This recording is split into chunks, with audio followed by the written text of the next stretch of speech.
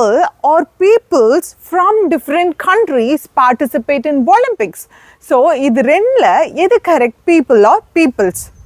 So அதை comment பாக்ஸில் போடுங்க. ஸோ இதுக்கான ஆன்சரை தான் இந்த வீடியோவில் நம்ம பார்க்க போகிறோம்.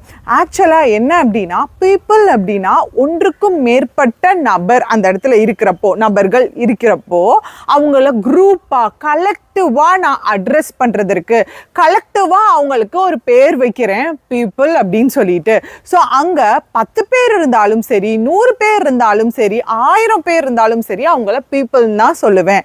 ஆனால் ஒரு எக்ஸப்ஷன் இருக்குது. என்ன எக்ஸப்ஷன் அப்படின்னா, இப்போ டிஃப்ரெண்ட் குரூப் ஆஃப் பீப்புள் அங்கே கேதர் ஆகியிருக்காங்க அப்படின்னா, அதாவது Indian people, Sri Lankan people, American people, so இந்த மாதிரி டிஃப்ரெண்ட் குரூப் ஆஃப் பீப்புள்ஸ் இருக்காங்க அப்படின்னா அந்த இடத்துல நான் பீப்புள்ஸ்னு அட்ரஸ் பண்ணுவேன். ஸோ டிஃப்ரெண்ட் நேஷனாலிட்டிஸாக இருக்கலாம், இல்லை டிஃப்ரெண்ட் ரிலீஜியன்ஸாக இருக்கலாம். ஸோ அதை நான் மென்ஷன் பண்ணணும் அந்த ஸ்டேட்மெண்ட்டில் நினச்சேன்னா நான் அந்த இடத்துல பீப்புள்ஸ்ன்ற வார்த்தையை யூஸ் பண்ணுவேன்.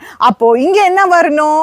எஸ், நிறைய நேஷன்ல இருந்து இந்த ஒலிம்பிக்ஸ்க்கு பார்ட்டிசிபேட் பண்றாங்க. அப்ப different nations, different group of பீப்புளை இங்க மீன் பண்றோம். அதனால peoples from different nations participate in Olympics.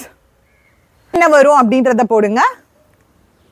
S, இங்க people of India believe in secularism. ஏன் அப்படின்னு கேட்டிங்கன்னா, ஆல்டுகெதர் நான் இந்தியன் பீப்புளை அட்ரஸ் பண்ணுறேன், இந்தியன் பீப்புளை ஒரு குரூப்பாக கன்சிடர் பண்ணி நான் ரெஃபர் பண்ணுறேன். ஸோ பீப்புள் ஆஃப் இந்தியான்னு